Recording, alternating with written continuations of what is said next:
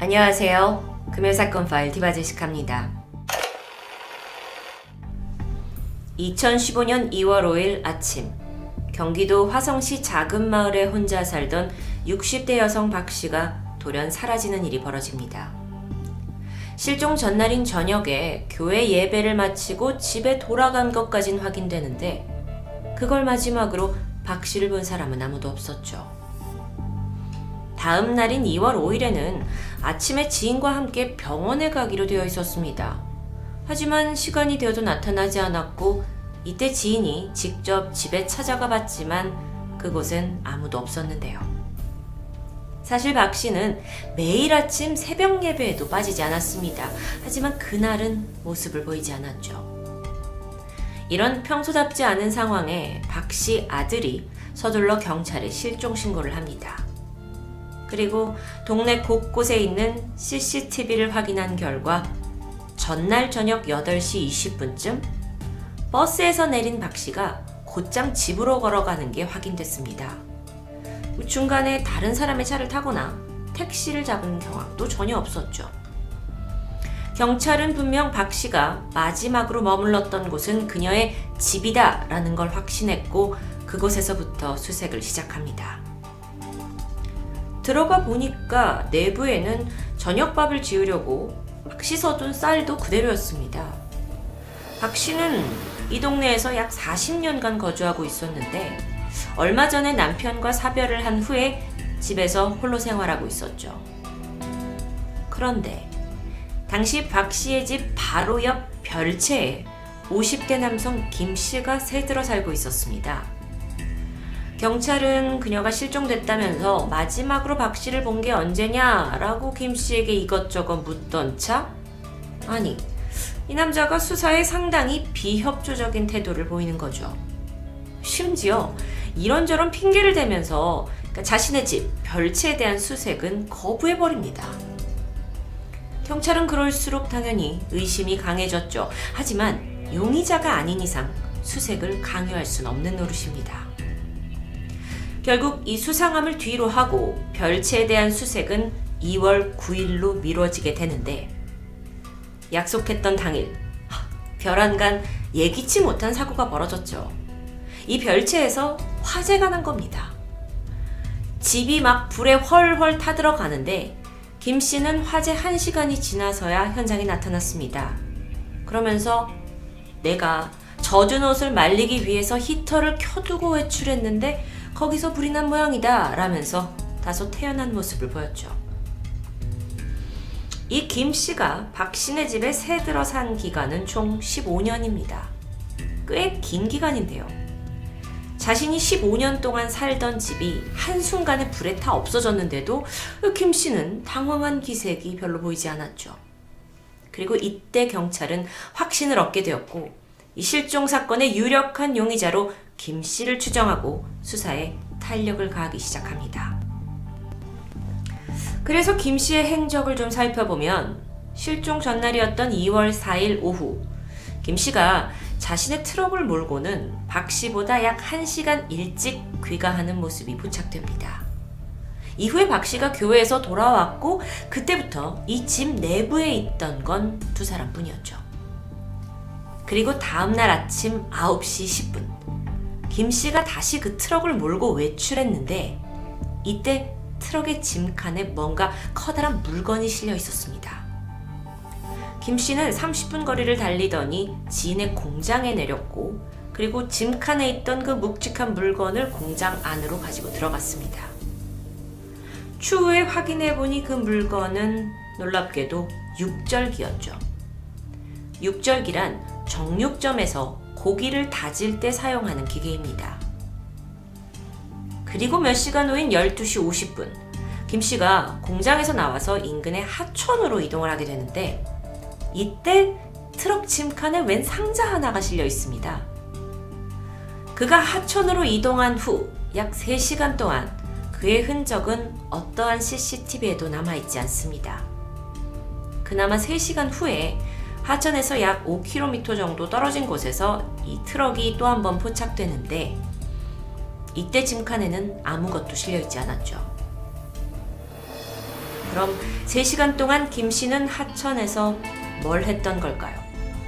만약 모두가 예상하는 대로 상자에 있던 게 박 씨의 시신이고 김 씨가 하천에서 시신을 유기했다면, 게다가 사람을 토막낼 수 있는 육절기의 이 수상한 동선까지, 정말 모든 게 좀 딱딱 들어맞는 듯 했지만 이건 어디까지나 정황일 뿐 이것만으로 범인을 확정짓기엔 무리가 있습니다. 한편 김 씨의 별채에서 화재 감식이 진행되는데 CCTV를 보니까 화재 당일날 김 씨가 집을 나간 지 불과 2분 만에 불꽃이 튀기 시작했습니다. 심지어 내부에는 마치 일부러 막 둔 것 같은 인화성 물질이 곳곳에서 발견됐죠. 그러니까 의도적으로 불을 낸 건 명백해 보입니다. 그렇다면 그가 이 집에서 박씨 할머니를 죽이고 증거가 될 만한 것들이 이제 남아있을 걸 우려해서 집을 홀라당 불태웠다는 게 성립될 텐데요. 문제는 이에 대한 증거가 모두 화재로 사라졌다는 겁니다. 경찰은 그가 범행을 저질렀다는 결정적인 증거를 찾아내는 거에 매달려야 했어요. 그러던 중 생각해보니까 박 씨를 살해한 장소가 별채 내부였다면 그 많은 혈흔을 처리할 장소는 화장실뿐이겠죠. 그래서 경찰이 급하게 다 불에 탔지만 화장실 바닥을 뜯어냈고 그 결과 땅속에 있는 배수관 안에서 박 씨의 혈흔과 DNA가 검출됩니다. 모든 걸 불태웠겠지만 땅 밑에 있는 건 태울 수 없었던 거죠. 이후 경찰은 더 강한 확신 끝에 김 씨의 트럭 짐칸을 수색하게 되고요. 여기서도 박 씨의 혈흔을 찾아냅니다. 또 그 문제의 육절기를 옮겨간 지인의 공장에서도 박 씨의 혈흔이 검출되죠. 아니 그렇다면 김 씨가 범인인 게 거의 확실시되는 상황입니다. 사건 종결일까요? 사실 여전히 시신이 발견되지 않은 채로 김 씨가 체포되긴 했습니다. 그런데 김 씨가 순순히 살인을 자백할 리 없겠죠. 경찰은 결정적인 증거가 필요했습니다. 그래서 그가 하천으로 이동했던 그 의문의 3시간 동안 정말 시신을 유기했다라는 추정을 토대로 인력을 다 투입해서 뭔가 하천 근처에서 건지려고 했지만 이것 또한 쉽지 않았죠. 자, 그런데 우리가 놓친 게 있습니다. 무엇으로 시신을 처리했을까요? 그 육절기가 토막냈을 가능성이 높죠. 문제는 김 씨가 이걸 트럭에 실어서 직접 공장에 들고 갔던 그 육절기 기계가 어디 있냐는 겁니다. 사라져 버렸어요. 김 씨의 별채에 화재가 난 다음 날인 2월 10일 날 그가 공장으로 가서 사실 맡겨뒀던 육절기를 회수합니다. 그리고 그걸 트럭에 싣고는 다음 날 새벽 서울로 향하게 되죠.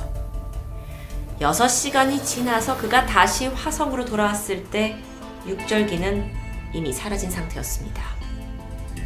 자, 그렇다면 김 씨는 화성과 서울 사이 어딘가에 이 육절기를 처리했다는 건데요. 경찰은 김 씨가 이동한 이 동선의 모든 CCTV를 추적했고요. 그 결과 의왕시 청계산 인근에서 김 씨를 포착합니다. 정말 대단하죠. 그리고 경찰은 어쩌면 그가 이 산에다가 기계를 버렸을 가능성이 있지 않겠냐 하고 직접 찾아가서 기계를 수색합니다. 너무도 다행히 이 육절기의 부품 일부였던 띠톱이 발견되는데요. 사진에서 보시는 대로 띠톱이라는 건 고기를 자를 때 이 단면에 닿게 되는 아주 중요한 부분이죠. 그리고 검사 결과 예상대로 이 부품에서 박 씨의 혈흔이 검출됩니다. 근데 문제가 또 이게 부품 일부예요. 그렇기 때문에 이걸 가지고 또 죽였네 만에 하는 것은 여전히 한계가 있다는 겁니다. 그러니까 범행 도구인 육절기를 찾지 못하면 김 씨를 기소조차 하지 못하는 답답한 상황이었죠. 그래서 이때부터 경찰이 이 사건이 벌어진 화성 그리고 부품을 버린 의왕 그 중간에 있는 수원까지 범위를 넓혔고요. 그 안에 있는 모든 고물상들을 찾아가요. 그리고 하나씩 수색하기 시작하죠. 육절기라는 게 사실 거래가 자주 있는 기계는 아닐 수 있기 때문에 충분히 해볼만 할 텐데요. 의왕 쪽에서는 아무런 결과를 얻지 못했습니다. 그러던 중 형사 한 명이 수원에 있는 고물상을 방문했다가 기다렸다는 듯 이 육절기와 마주합니다. 보니까 기계 모양이 김씨 것과 아주 흡사했어요.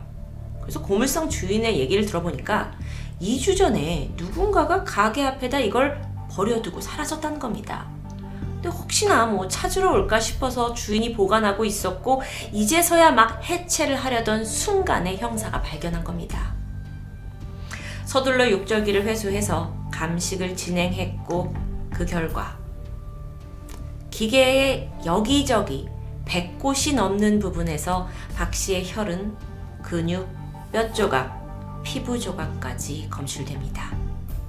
우리가 예상했던 시나리오가 딱 들어맞는 순간이었죠. 그렇게 2015년 6월 8일 경찰은 김 씨를 박 씨 살인 및 시신 유기 혐의로 검찰에 송치했습니다. 그런데 여전히 찝찝함이 남아요. 과거 국내에 있는 살인사건에서 시신이 없는 경우 아무리 여러 증거가 있다 한들 무죄로 선고되는 경우가 너무도 많았기 때문입니다. 그래서인지 사건이 검찰로 넘어간 후에도 경찰은 박 씨 시신을 찾는 것에 계속 주력하게 되는데요. 그런데 여기서 잠깐, 도대체 왜 15년 동안이나 같이 살고 있던 김 씨가 박 씨를 살해하게 됐는지 그 동기가 궁금해졌습니다. 동네 지인들에 따르면 두 사람이 큰 문제 없이 잘 지냈다고 하는데 갑자기 왜 살해를 하고 이토록 잔인하게까지 시신을 훼손해야 했던 걸까요? 사건 발생 5개월 전입니다. 피해자 박 씨는 남편과 사별하는 아픔을 겪었죠. 그리고 이 안집과 별채에는 박 씨와 김 씨 두 사람만이 남았습니다. 그때부터였을까요? 김 씨가 노골적으로 박 씨에게 구애하기 시작했죠. 수년간 같은 지붕 아래에서 살았던 관계인데 이상하잖아요. 그래서 박 씨가 이제 김 씨의 구애를 거절하게 되는데 이때부터 두 사람의 사이가 어색하고 불편해지기 시작했겠죠. 그러던 2015년 1월 박 씨 할머니가 토지 보상금으로 2억 6천만 원을 받게 되는데 이걸 알게 된 김 씨가 돈 좀 빌려달라 라고 요구했다가 또 한 번 거절당합니다. 이런 일련의 사건들로 인해서 김 씨가 서서히 증오심을 품은 것으로 보여요. 그러다 결정적으로 박 씨 할머니가 이제 좀 집에서 나가달라 라고 요구하자 박 씨를 죽여야겠다라고 결심한 것으로 사건을 보고 있는데요. 그렇다면 이건 우발적인 범행이었을까요? 김 씨의 행적은 전혀 그렇지 않았습니다. 지난 1월 말에 김 씨의 인터넷 검색 기록을 살펴보니까 인체 해부도를 다운로드한 기록이 있었죠. 게다가 시신 해부와 관련된 다큐멘터리를 시청하기도 했습니다. 1월 30일 자신이 직접 중고 육절기를 구입한 기록도 고스란히 있어요. 그러니까 굉장히 치밀하게 박 씨를 살해하고 이 시신을 흔적도 없이 사라지게 할 방법을 미리 계획했다는 걸 알 수 있죠. 아니 그렇다면 시신은 이제 어디 있는 걸까요? 이 사건은 결국 시신이 없는 상태로 재판이 진행되었습니다. 경찰, 검찰 모두 불안했지만 정말 다행히 대법원은 김 씨에게 무기징역을 선고합니다. 여러 가지 증거를 봤을 때 김 씨가 피해자를 살해하고 시신을 훼손 후 유기한 게 분명히 인정된다라고 아주 사이다처럼 이유를 밝혔죠. 그런데요, 김 씨는 이 재판 내내 살인에 대해서 반성하는 태도를 전혀 보이지 않았다고 합니다. 그리고 재판부 또한 이런 점을 지적하면서 아니 범행이 이렇게 잔인한데 피해자에 대한 최소한의 존중도 찾아볼 수 없다라면서 비판했죠. 그리고 김 씨에게 무기징역이 확정됩니다. 그는 현재 대한민국 감옥 어딘가에 복역 중이겠죠. 안타깝게도 박 씨의 시신은 여전히 오리무중입니다. 어쩌면 유일하게 답을 알고 있는 범인 김 씨. 하지만 그는 이와 관련해서 묵비권으로 일관하고 있습니다. 15년의 이웃관계를 하루에 깨버리고 인간으로서 상상도 못할 육절기를 이용해서 시신을 처리해버린 잔혹한 범인. 하지만 여전히 반성도 안 하고 시신을 어디에 버렸는지조차 입을 다물고 있는 김씨. 영화 속에 등장하는 어떤 악인들보다도 더 악마 같은 모습에 정말 경악을 금치 못했던 사건입니다. 금요사건 파일 디바제시카였습니다.